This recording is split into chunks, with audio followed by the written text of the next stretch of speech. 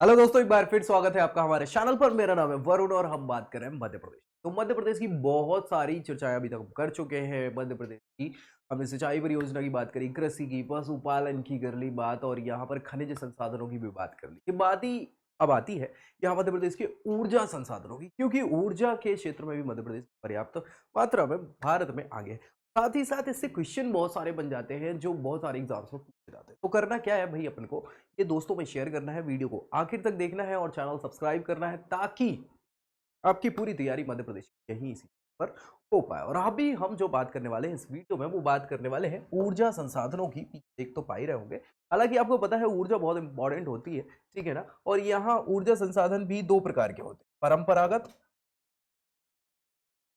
और गैर परंपरागत, ठीक है। तो यानी कि कन्वेंशनल, नॉन कन्वेंशनल, यहाँ पर हम इनको एनर्जी सोर्स कहते हैं, ठीक है। तो चलिए रिसोर्स की बात कर ही रहे हैं तो देख लेते हैं यहाँ क्या है। ऊर्जा संसाधन मध्य प्रदेश में दो स्रोत हैं ऊर्जा संसाधन के, हमें पता ही है भैया कौन कौन से। एक तो परंपरागत और गैर परंपरागत। परंपरा, प्रतिष्ठा, अनुशासन, ये तो सुना ही होगा। तो परंपरा मतलब पुरानी चली आ रही चीज है, तो वही परंपरागत स्रोत कहलाते हैं, जिसके अंतर्गत निकट भविष्य में ये समाप्त होने की कगार पर है। और भैया ये भंडार सीमित है, मध्य प्रदेश में बड़े भाग से आज भी यही पूर्ति करते हैं ऊर्जा की, ठीक है। कौन से? परंपरागत स्रोत। परंपरागत स्रोतों के अंतर्गत आपने देखा होगा कोयला हो गया, है ना। कोयला बहुत इंपॉर्टेंट होता है ऊर्जा के मामले में, तो अभी हम इस पर भी डिस्कस करेंगे। गैर परंपरागत ऊर्जा स्रोत ऐसे स्रोत होते हैं जो भैया निकट भविष्य में खत्म नहीं होने वाले, ना ही प्रदूषण फैलाते हैं। ये परंपरागत स्रोत जो है, अब कोयला को जलाओगे यार तो प्रदूषण होगा, है ना। तो प्रदूषित भी करते हैं ये वातावरण को, तो ये भी एक समस्या है। तो चलिए परंपरागत ऊर्जा स्रोतों की बात कर लेते हैं। परंपरागत ऊर्जा स्रोत भी दो प्रकार के, ठीक है भैया। तो परंपरागत ऊर्जा संस्थान जो है दो प्रकार के हैं। कौन कौन से? एक तो भैया ताप विद्युत। भैया ताप विद्युत मतलब कोयले से क्या करा जाएगा? विद्युत बनाई जाएगी, ठीक है। दूसरा है जल विद्युत। देखो जल की मात्रा भी सीमित ही है, खत्म होने वाली है, ऐसी बात है। साफ सुथरी बात यह है, खत्म नहीं होगा, लेकिन ये भूमिगत जल तो खत्म होता चला जा रहा है। नदियों के जल को हम रोक नहीं पाते हैं, वो भी बह जाता है और समुद्रों में मिल जाता है तो खारा हो जाता है। तो जल विद्युत भी हम यहाँ पर क्या कर सकते हैं, ये दोनों के दोनों स्रोत जो है ये ऊर्जा के परंपरागत स्रोतों में आते हैं। तो भाई जल विद्युत और ताप विद्युत, यही हमें देखना है। सबसे पहले हम ताप विद्युत केंद्रों की बात करेंगे। मध्य प्रदेश में कौन कौन से ताप विद्युत केंद्र है, जिससे क्वेश्चंस कई बार बन जाते हैं, है ना भाई। चांदनी ताप विद्युत केंद्र, ये बुरहानपुर में है, नेपानगर में एक्चुअली, ठीक है भाई।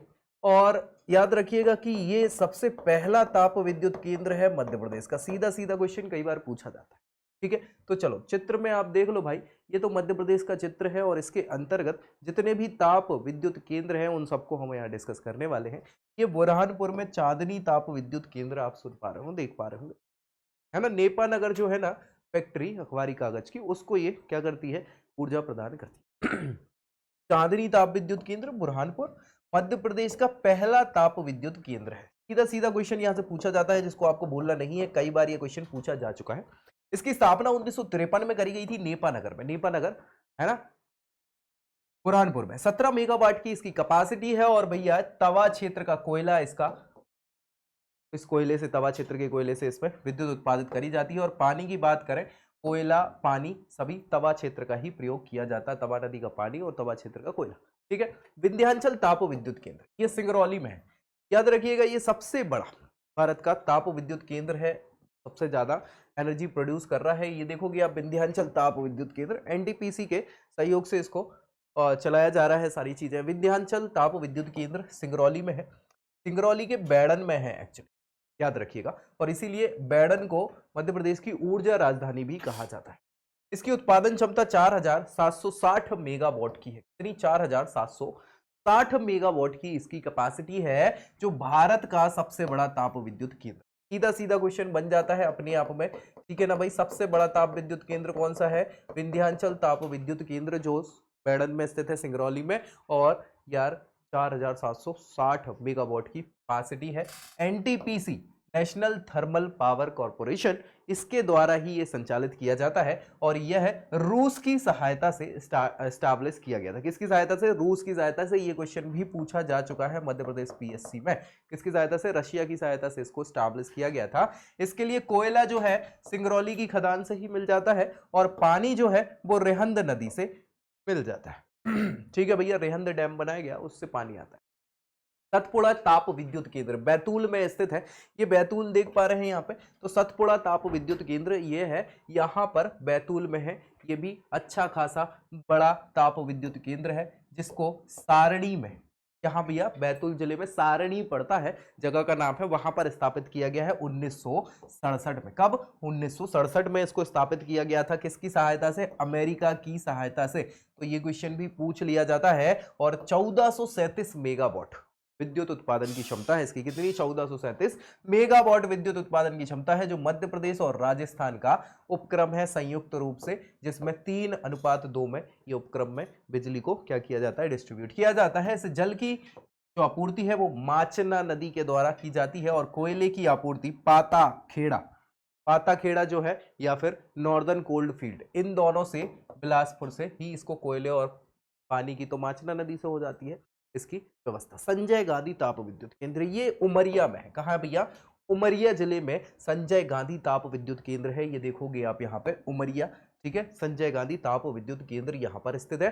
तो भाई साहब ये उमरिया जिले के बीर सिंहपुर में स्थित है। ये सीधा क्वेश्चन पूछा जाता है। 1340 मेगावाट इसकी भी उत्पादन क्षमता है और पानी जो है जोहिला नदी वाला जो क्षेत्र है वहां से, और कोयला South East Coal Field Limited से इसको प्राप्त हो जाता है। किसको भैया? आपके संजय गांधी ताप विद्युत। अमरकंटक ताप विद्युत केंद्र, अमरकंटक अनूपपुर जिले में पड़ता है, सो अनूपपुर में ही है। ये आप देखेंगे अमरकंटक ताप विद्युत केंद्र। तो भाई ताप विद्युत केंद्र जो है सोहागपुर जो क्षेत्र है, सबसे बड़ा कोयला क्षेत्र है मध्य प्रदेश का, इसमें स्थित है ये अनूपपुर जिले में। ठीक है भाई, इसकी उत्पादन क्षमता कितनी है? 500 मेगावाट की है और केंद्र को कोयले की जो व्यवस्था है वो सीधी और सोहागपुर की खदानों से ही प्राप्त हो जाता है। जल की आपूर्ति कौन कर देता है? सोन नदी कर देती है। सोन नदी भैया यही अनूपपुर से निकलती है ना। हाँ, सिंगाजी ताप विद्युत केंद्र ये खंडवा में। कहाँ है? खंडवा। इसको पूर्वी निमाड़ कहा जाता है। बिल्कुल, ये देख रहे होंगे आप, संत सिंगाजी ताप विद्युत केंद्र खंडवा में ये पड़ता है। ये भैया 1200 मेगावाट की उत्पादन क्षमता है इस केंद्र की। किसकी? संत सिंगाजी ताप विद्युत की। नेक्स्ट है दादाजी धूनी वाले ताप विद्युत केंद्र। ये बहुत प्रसिद्ध संत रहे हैं खंडवा के ही, सिंगाजी भी बहुत प्रसिद्ध संत रहे हैं, सो इनके ही नाम पर यहाँ पर ये स्टैब्लिश किया गया है। ठीक है ना, दादाजी धूनी वाले ये ताप विद्युत केंद्र भी खंडवा जिले में है। 2600 मेगावाट का यहाँ पर उत्पादन क्षमता है इस ताप विद्युत केंद्र की, जो किया जाता है। मांडू ताप विद्युत केंद्र, मांडू आपको पता है धार में है, तो ये धार में ही स्थित है मांडू ताप विद्युत केंद्र। यहाँ आप देख पा रहे होंगे धार जिले में मांडू ताप केंद्र। बहुत बढ़िया। ये आपका मध्य प्रदेश और गुजरात, मध्य प्रदेश और गुजरात, ये मध्य प्रदेश है, ये गुजरात है, सो इसकी संयुक्त परियोजना है, पूछ लिया जाता है कई बार। इसके अलावा पेंच ताप विद्युत केंद्र, पेंच छिंदवाड़ा में पड़ता है भैया। पेंच नदी भी है, पेंच राष्ट्रीय उद्यान भी है, हमने बात करी हुई थी। पेंच ताप विद्युत केंद्र छिंदवाड़ा जिले में पड़ता है। सो भैया ये 210 मेगावाट की उत्पादन क्षमता वाला ताप विद्युत केंद्र है, जो छिंदवाड़ा जिले में स्थित है। नेक्स्ट जबलपुर ताप विद्युत केंद्र, ये जबलपुर में पड़ता है, बरगी पे। ठीक है, तो भैया आप देख पा रहे होंगे यहाँ पर जबलपुर ताप विद्युत केंद्र। ठीक है, यस, हाँ भैया 151 मेगावाट विद्युत उत्पादन की क्षमता है ये इस केंद्र में। और भैया मध्य प्रदेश का जो विद्युत मंडल है ना, ये भी जबलपुर में स्थित है, याद रखिएगा, विद्युत केंद्र 1960 में इसको स्थापित किया गया था विद्युत मंडल के द्वारा। पूरा जो हेडक्वार्टर है वो भी जबलपुर में ही पड़ता है। बीना ताप विद्युत केंद्र की बात करें तो बीना जो है सागर वाले क्षेत्र में है, जेपी ग्रुप के द्वारा संचालित है ये बीना ताप विद्युत केंद्र। 500 मेगावाट की उत्पादन क्षमता है इस बीना ताप विद्युत केंद्र की, बीना नदी के पास में ये स्थित है। जल विद्युत केंद्रों की अब बात कर लें, अभी हम ताप विद्युत केंद्रों की बात कर रहे थे, अब जल विद्युत केंद्रों की बात करें तो हालांकि हमने सिंचाई वाले पोर्शन में भी कुछ कुछ डिस्कशन यहाँ पे किया है, क्योंकि जल विद्युत केंद्र चंबल नदी घाटी परियोजना से सबसे पहली है, ये भारत की सबसे पहली नदी घाटी परियोजना है और मध्य प्रदेश की भी है भाई साहब, याद रखिएगा। इसके द्वारा जल विद्युत बनाई जाती है, जल से, जल में टरबाइन तेजी से घुमाए जाते हैं तो विद्युत का उत्पादन हो जाता है। तो यही है, देखो भैया ये पूरे मध्य प्रदेश में इतने सारे ताप विद्युत केंद्र नहीं, जल विद्युत केंद्र हैं, ये नदियों पर परियोजनाएं चलाई जा रही हैं जिससे विद्युत जनरेट करी जाती है, याद रखिएगा। हालांकि हमने सिंचाई परियोजनाओं में भी डिस्कस किया था। चंबल नदी घाटी परियोजना के अंतर्गत ये पहली नदी घाटी परियोजना है पूरे भारत की, याद रखिएगा, सीधा सीधा क्वेश्चन पूछ लिया जाता है, ठीक है। इस परियोजना का विकास द्वितीय पंचवर्षीय योजना में करा गया। द्वितीय पंचवर्षीय योजना जो है 1956 से 61 तक चलेगी, है ना।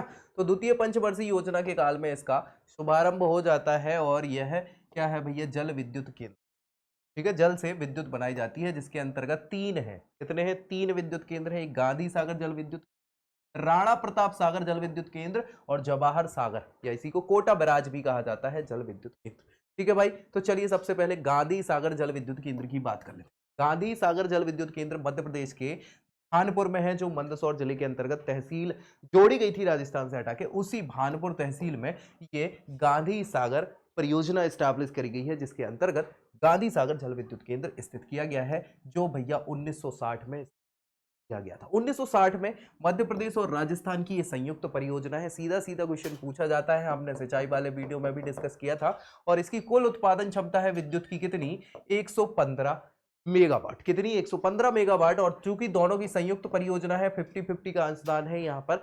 50-50% बिजली का उत्पादन दोनों राज्यों को चला जाता है।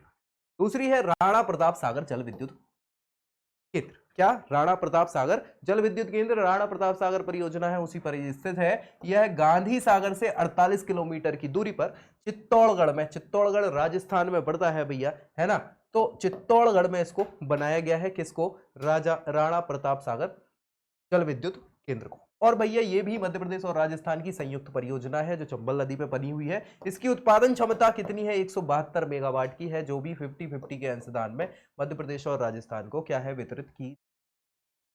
थर्ड, जवाहर सागर या कोटा राजवाला जल विद्युत केंद्र, ठीक है। सो भैया ये भी कोटा राजस्थान में इसी के नाम पर पड़ा है, ये कोटा जल विद्युत केंद्र राजस्थान में स्थित है और ये भी चंबल नदी पर बनी हुई परियोजना है। इसे मध्य प्रदेश राजस्थान की संयुक्त परियोजना कहा जाता है। इसमें 99 मेगावाट का विद्युत उत्पादन होता है 50-50 के अंशदान से, 45 मतलब लगभग 49.5 विद्युत दोनों राज्यों को बढ़ जाती है। नर्मदा सागर परियोजना, यानी नर्मदा नदी पर जो परियोजनाएं बनाई गई हैं, ये प्रमुखता उस पर हम डिस्कस करें तो भैया ये नर्मदा के आसपास वाली सारी नदी परियोजना, ये नर्मदा के आसपास वाली है, ठीक है। तो प्रमुख प्रमुख पे हम डिस्कस कर रहे हैं, जिसमें सबसे पहले सरदार सरोवर जल विद्युत परियोजना, सबसे बड़ी जल परियोजना है यहाँ पर, जल विद्युत परियोजना नर्मदा नदी पर, यही सरदार सरोवर जल विद्युत परियोजना, जो भैया गुजरात में है, गुजरात के भड़ौच जिले में स्थापित करी गई है।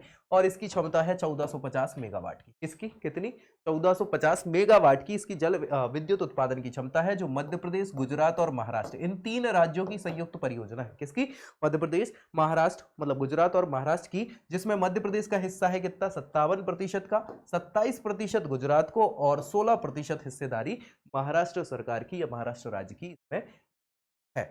दूसरा, इसी में दूसरे नंबर पर सबसे बड़ी परियोजना जो नर्मदा नदी पर है, वो इंदिरा जल विद्युत केंद्र है, इंदिरा गांधी या इंदिरा सागर जल विद्युत केंद्र। इसमें मध्य प्रदेश के खंडवा जिले में बढ़ता है पुनासा, इसी में इंदिरा सागर झील भी बनाई हुई है, सबसे बड़ी झील है मध्य प्रदेश की, ठीक है। सो पुनासा जो है इसी में, चूंकि ये डूब क्षेत्र के अंतर्गत आ गया था, वहीं पर स्थापित किया गया था, जिसके अंतर्गत 1000 मेगावाट विद्युत उत्पादन की यहाँ पर क्या है, इसकी क्षमता है इंदिरा सागर जल विद्युत केंद्र की। नेक्स्ट है ओमकारेश्वर जल विद्युत केंद्र, ये भी भैया खंडवा में ही स्थित है, याद रखिएगा, ओमकारेश्वर खंडवा में स्थित है। 520 मेगावाट की इसमें उत्पादन क्षमता है। यह पहली निजी क्षेत्र की जल विद्युत परियोजना है, याद रखिएगा, सीधा सीधा क्वेश्चन पूछ लिया जाता है, पहली निजी क्षेत्र की जल विद्युत परियोजना कौन सी है, तो यही ओमकारेश्वर जल विद्युत केंद्र परियोजना जो है, मतलब केंद्र, ये स्थापित किया गया है निजी क्षेत्र। महेश्वर जल विद्युत केंद्र, ये खरगोन में पड़ता है महेश्वर, ठीक है, खरगोन में स्थित है, 400 मेगावाट उत्पादन क्षमता है इसकी, किसकी, विद्युत की, जल के द्वारा। नेक्स्ट है बरगी जल विद्युत केंद्र बरगी जो है जबलपुर में पड़ता है, नर्मदा नदी पर ये स्थित है। और भाई साहब अगर आप देखें तो यहाँ पर रानी अवंतीबाई सागर परियोजना देख रहे हो, इसी को कहा जाता है बरगी परियोजना को ही। ठीक है भाई साहब, तो रानी अवंतीबाई के नाम से वहां पर ये बनाई गई है। बरगी जल विद्युत केंद्र जबलपुर में है, इसे रानी अवंतीबाई जल विद्युत केंद्र भी कहा जाता है। और नर्मदा की सहायक नदी है बरगी नदी, जिस पर बरगी शहर बसा है। तो भैया बरगी पर ही ये बनाई गई है। 100 मेगावाट की इसकी विद्युत उत्पादन की क्षमता है। जो पूछ लिया जाता है याद रखिएगा, टोंस नदी पर टोंस जल विद्युत केंद्र रीवा में बनाया गया है। रीवा आपका ये है, ठीक है। सो रीवा में टोंस विद्युत परियोजना है, जल विद्युत परियोजना टोंस नदी पर बनाई हुई ये परियोजना 315 मेगावाट की विद्युत क्षमता क्या है उत्पादित कर रही है। विद्युत क्षमता के उत्पादन की ये परियोजना बनाई हुई है। पेंच जल विद्युत केंद्र जो है छिंदवाड़ा जिले में, पेंच राष्ट्रीय उद्यान है। ताप विद्युत केंद्र भी हमने पेंच देखा था, वैसे ही जल विद्युत केंद्र भी है, यहाँ देख पा रहे होंगे आप, ये छिंदवाड़ा में। ठीक है, चलिए, तो यहाँ पर पेंच जल विद्युत केंद्र छिंदवाड़ा जिले में पेंच नदी पर स्थित है। यह मध्य प्रदेश और महाराष्ट्र दोनों राज्यों की संयुक्त परियोजना है, जिसके अंतर्गत 160 मेगावाट विद्युत उत्पादन की क्षमता है इसकी, जिसमें 97% और 3% की हिस्सेदारी है मध्य प्रदेश और महाराष्ट्र सरकार की। ठीक है, राज्य की। नेक्स्ट, राजघाट जल विद्युत केंद्र। यार याद रखिएगा, ये उत्तर प्रदेश में ललितपुर में पड़ता है, लेकिन ये बेतवा नदी पर है। ठीक है, जो कि मध्य प्रदेश से निकलती है ना, और यमुना की सहायक नदी है। बहुत इंपॉर्टेंट हो जाता है, ये देख रहे हो राजघाट या माता टीला, रानी अवंतीबाई, ये सभी किस पे है, उसी बेतवा नदी पर स्थित है, जो उत्तर प्रदेश में ललितपुर में है। ठीक है भैया, इसे रानी लक्ष्मीबाई जल विद्युत केंद्र भी कहा जाता है। मध्य प्रदेश और उत्तर प्रदेश की ये संयुक्त परियोजना है और इसकी कुल उत्पादन क्षमता 45 मेगावाट की है। 50-50 की इसमें हिस्सेदारी है मध्य प्रदेश और उत्तर प्रदेश की। ठीक है, नेक्स्ट, बाणसागर जल विद्युत केंद्र। बाणसागर जो जल विद्युत परियोजना है, ये सोन नदी पर बनाई हुई परियोजना है। शहडोल जिले में आप देख पा रहे होंगे बाणसागर है ना, सोन नदी पर यह परियोजना बनाई गई है। यह सोन नदी पर निर्मित जल विद्युत केंद्र है, जो मध्य प्रदेश, उत्तर प्रदेश और बिहार तीनों राज्यों की संयुक्त परियोजना है। इसकी उत्पादन क्षमता 405 मेगावाट की है, याद रखिएगा, और ये कई बार पूछ लिया जाता है। ठीक है, बाणसागर परियोजना किस नदी पर है, सोन नदी पर, कहाँ है, शहडोल में है। रेहंद परियोजना, रेहंद परियोजना भी उत्तर प्रदेश में स्थित है और यह भी भाई आपकी सोन नदी पर ही स्थित है, याद रखिएगा। ठीक है, तो भैया हाँ, मध्य प्रदेश उत्तर प्रदेश की संयुक्त परियोजना है। मिर्जापुर जिला उत्तर प्रदेश का है ना, मूवी तो देखी होगी मिर्जापुर वाली, मूवी नहीं सी, है ना। तो मिर्जापुर जिले के पीपरी जो गांव है, वहां पर इसको स्थापित किया गया है। कौन सी, रेहंद परियोजना। रेहंद नदी है, सोन की सहायक नदी है एक्चुअली। ठीक है, हीराकुंड परियोजना, ये उड़ीसा की है भैया, याद रखिएगा, महानदी पर हीराकुंड बांध सबसे बड़ा बांध माना जाता है, याद रखिएगा। ठीक है, सो अभी एमपी के मैप में तो उड़ीसा दिखा नहीं पाऊंगा, सॉरी। हेलो, मध्य प्रदेश और उड़ीसा की ये संयुक्त परियोजना है, याद रखिएगा, हीराकुंड परियोजना। हीराकुंड बांध भी बनाया हुआ है।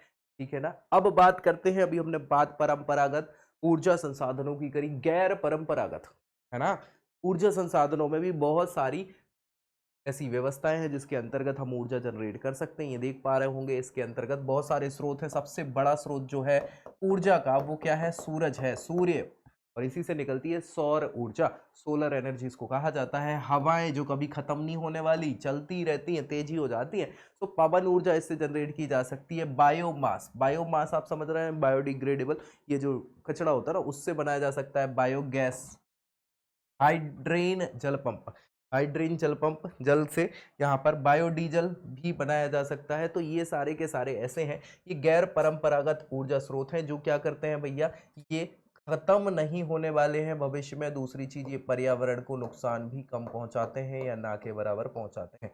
ठीक है, समझ रहे हो। तो पूरी दुनिया अब इसके ऊपर जा रही है, परंपरागत स्रोतों को छोड़ रही है। कोयला, पेट्रोल इत्यादि जो चल रहे हैं ना, उनको खत्म करके यहाँ पे जो चल रही हैं चीजें, वो क्या है की कोशिश की जा रही है कि गैर परंपरागत या नॉन कन्वेंशनल जो एनर्जी सोर्सेस हैं, रिसोर्सेस हैं, उन पर ही फोकस किया जाए। सौर ऊर्जा बहुत इंपॉर्टेंट है, सबसे इंपॉर्टेंट है, ये कभी खत्म नहीं होने वाली है। अभी इन द सेंस कि अभी लगभग 4.5 अरब वर्षों तक तो नहीं खत्म होने वाली, तब तक हमारा नहीं पता। ठीक है, तो मध्य प्रदेश वर्तमान में कुल स्थापित क्षमता जो है 2.14 हजार किलोवाट की है सौर ऊर्जा की। 2.14, 2140 है ना किलोवाट जो है उसकी उत्पादन क्षमता है सौर ऊर्जा की। और राज्य में एशिया की सबसे बड़ी परियोजना जो है वो नहीं, नीमच तीसरे नंबर पे है। रीवा हो गया है अभी 750 मेगावाट का प्लांट जो है मुख्यमंत्री सॉरी प्रधानमंत्री नरेंद्र मोदी जी ने स्टार्ट किया था। 750, 250 के 3 पैनल वहां पे लगे हुए हैं। इसके बाद मंदसौर है दूसरे नंबर पे, और तीसरे नंबर पर जो है वो नीमच आया जिसकी कुल क्षमता 135 मेगावाट की है। किसकी? नीमच वाले की। प्रदेश में सोलर वोल्टिक संयंत्र जो है ये भी स्थापित किए गए हैं, जो सौर ऊर्जा को विद्युत ऊर्जा में क्या कर देंगे? परिवर्तित कर देते हैं सोलर वोल्टिक से। सौर ऊर्जा में बात करें तो सोलर वोल्टिक संयंत्र जो है ये क्या है? सर्वाधिक इसका प्रयोग झाबुआ जिले में किया जाता है। इसका सोलर वोल्टिक संयंत्र का प्रयोग क्या कर रहा है? ये झाबुआ जिले में ग्रामीण क्षेत्रों में किया जाता है। और सौर ऊर्जा से पानी गर्म करने का देश में सबसे बड़ा संयंत्र कहाँ है? भोपाल में। जो डेयरी है ना सांची वाली, है ना, सो भोपाल की डेयरी में इसको स्थापित किया गया है गर्म करने के लिए पानी को। ठीक है, सौर ऊर्जा से। दूसरी पवन ऊर्जा की बात करें भैया, बहुत इंपॉर्टेंट है ये। राज्य में फिलहाल तो पवन चक्कियां बहुत सारी लग गई हैं। 213 मेगावाट जो है पवन ऊर्जा के द्वारा क्या है, मतलब पवन चक्कियों के द्वारा पवन ऊर्जा 213 मेगावाट की उत्पादित करी जा रही है मध्य प्रदेश में। पवन ऊर्जा आदर्श वायु गति जो है इसके लिए 8 से 23 मीटर प्रति सेकंड की है। 8 मीटर से लेके 23 मीटर प्रति सेकंड तक की ये कई बार क्वेश्चन पूछा जाता है कि पवन ऊर्जा के लिए आदर्श वायु की गति, हवा की गति कितनी तेज होनी चाहिए? आदर्श गति तो 8 से 23 मीटर प्रति सेकंड की अगर गति है तो वो पवन ऊर्जा के लिए आदर्श है। मध्य प्रदेश में कुल 148 पवन चक्कियां लगाई जा चुकी हैं। कितनी? 148 पवन चक्कियां लगाई जा चुकी हैं। और सबसे ज्यादा पवन चक्कियां जो हैं 39 कहाँ है? इंदौर में है। और इसीलिए पूछा जाता है कि सबसे ज्यादा मध्य प्रदेश में कहाँ है पवन चक्कियां? इंदौर में है, तो ये याद रखने का है। और इसके अलावा देवास में अगर आप जाओ इंदौर से मतलब भोपाल से जब इंदौर जाते हैं तो देवास साइड में आप देखोगे तो जामगोदरानी जगह है, उसके आसपास बहुत सारी पवन चक्कियां लगी हुई हैं, आपने देखी होंगी। ठीक है, सो बहुत सारी यहाँ पर क्या की हुई है? स्थापित करी हुई है पवन चक्कियां। Next biomass. बायोमास बहुत इंपॉर्टेंट ये ऊर्जा का साधन है। इसमें क्या करते हैं? बायोमास में अपन बायोज मतलब जितने भी पौधे हैं, जैविक कचरा है, इससे क्या की जाती है? ऊर्जा प्राप्त करी जाती है और इसी प्रणाली को बायोमास कहा जाता है। ठीक है, प्रदेश में 82 मेगावाट, फिलहाल तो 82 मेगावाट क्षमता की बायोमास आधारित परियोजनाएं स्थापित करी गई है। मध्य प्रदेश में बैतूल जिला का भैंसादेही जो तहसील है, भैंसदेही तहसील इसको बोलते हैं, बैतूल जिले में, इसमें कसई गांव है। क्या नाम है? कसई गांव। इस पर भी हमने डिस्कस किया हुआ था। जैविक कचरे से ये क्या करते हैं? बायोमास मतलब ऊर्जा जनरेट करते हैं। इसके अलावा धार जिले में जद्दूखेड़ा है। क्या है भैया? जद्दूखेड़ा है। जद्दूखेड़ा से धान की जो भूसी है उससे क्या किया जाता है? ऊर्जा जनरेट करी जाती है। ग्वालियर और मुरैना में गन्ना उगाया जाता है, तो गन्ने की जो खोई बचती, जो कचरा बचता है, उससे बिजली उत्पन्न करने का संयंत्र भी स्थापित किया गया है। तो बायोमास से, बायोमास मतलब वही कचरा जो है पौधों का या जीव जंतु का, घास फूस वाला, उससे क्या करते हैं? जैविक कचरे से ऊर्जा निकालते हैं। तो भाई 3 याद रखना। बैतूल में भैंसदेही में कसई गांव है। ठीक है, उसके बाद जैविक कचरे से निकालते हैं ऊर्जा। फिर भाई धार जिले में जद्दूखेड़ा है, जहां पर क्या करते हैं? धान की भूसी से निकालते हैं ऊर्जा। ग्वालियर और मुरैना में क्या करते हैं? गन्ने की जो खोई बची रहती है उससे निकालते हैं क्या है? ऊर्जा। तो ये इंपॉर्टेंट है बायोमास। फिर भैया बायोगैस हो गई। क्या हो गई? बायोगैस। वो तो मास था, ये गैस है। ठीक है, सो जीवों के अपशिष्ट पदार्थ, अपशिष्ट पदार्थ समझ रहे हैं, जो निकाल देते हैं ना, जो गाय भैंस घोड़े जानवर वगैरह जो मल करते हैं, हालांकि मनुष्य वाला मल भी इस्तेमाल होता है, ऐसी बात नहीं है बायोगैस बनाने में। ठीक है, सो इससे बायोगैस का उत्पादन किया जाता है। भोपाल में भदबदा है। भदबदा में पशुपालन विभाग जो स्टैब्लिश किया गया है वहां पर 1984 में, वहां पर पहली बार बायोगैस प्लांट स्थापित किया गया था। बायोगैस प्लांट स्थापित किया गया था। वर्तमान में अगर बात करी जाए तो 19.54 हजार बायोगैस संयंत्रों का निर्माण किया जा चुका है। मतलब लगभग 19 से 20 हजार बायोगैस संयंत्रों का अभी तक निर्माण किया जा चुका है। इससे ऊर्जा बनाई जा रही है। हाइड्रेन जल पंप जो है ये भी बहुत नई प्रक्रिया है, अच्छी प्रक्रिया है। छोटी नदियां हैं या नाले जो हैं, इनके पास में खेतों में बिजली आपको चाहिए, तो बिजली या बगैर ईंधन के सिंचाई करने के लिए ये टेक्निक यूज की जाती है हाइड्रेन पंप की। इसमें हाइड्रेन जल पंप का उपयोग किया जाता है? सर्वाधिक हाइड्रोजन जल पंप जो है मध्य प्रदेश में खरगोन जिले में लगाए गए हैं, इनसे सिंचाई की व्यवस्था की जाती है। ये क्वेश्चन भी पूछा जा चुका है, इसलिए इसको याद रखना है।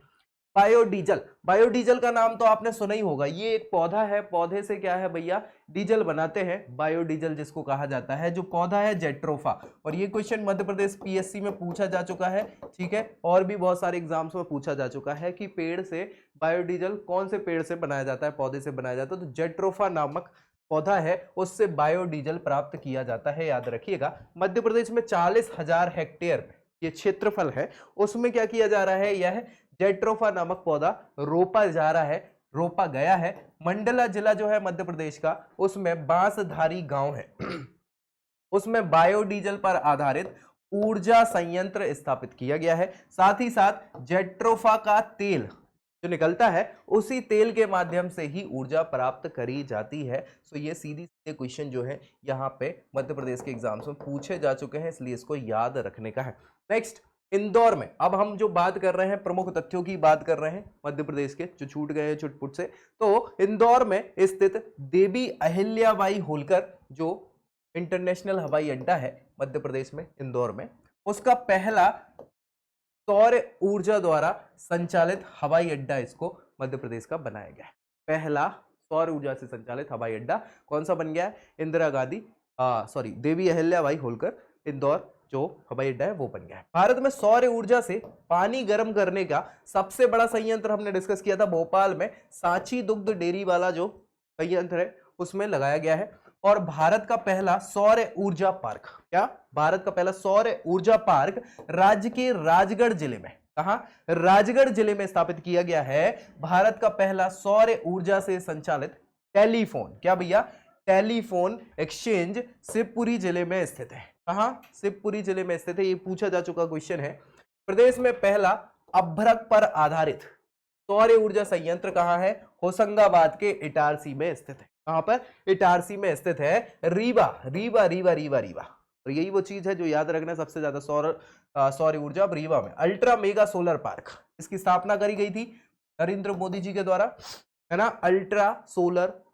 अल्ट्रा मेगा सोलर पार्क, ठीक है। इसकी स्थापना राज्य के रीवा जिले की गुड़ तहसील में, तहसील का नाम ही गुड़ है, ठीक है। सो गुड़ तहसील में की गई है। इसके अंतर्गत क्या है? 250 मेगावाट की, कितनी? 250 मेगावाट की 3 यूनिटों को यहां पर लगाया गया है, जिसके हिसाब से लगभग 750 मेगावाट की अब विद्युत उत्पादन क्षमता सौर ऊर्जा से मध्य प्रदेश में सबसे ज्यादा यही हो गई है। यह सबसे बड़ी सौर ऊर्जा परियोजना है राज्य की। इसकी स्थापना विश्व बैंक के सहयोग से की गई। किसके सहयोग से? विश्व बैंक के सहयोग से की गई है, और यह क्वेश्चन पूछा जा चुका है, इसलिए इसको भूलना नहीं है। विश्व बैंक के सहयोग से 750 मेगावाट सोलर ऊर्जा संयंत्र की स्थापना करी गई है। दूसरा सबसे बड़ा सौर ऊर्जा संयंत्र जो है मध्य प्रदेश में कहां है? मंदसौर जिले के सुबासरा में है, जो कि एनटीपीसी की सहायता से लगाया गया है। इसकी उत्पादन क्षमता कितनी है? 250 मेगावाट की है। कितनी? 250 मेगावाट की है। तीसरा हमने नीमच देख ही लिया था। 29 मार्च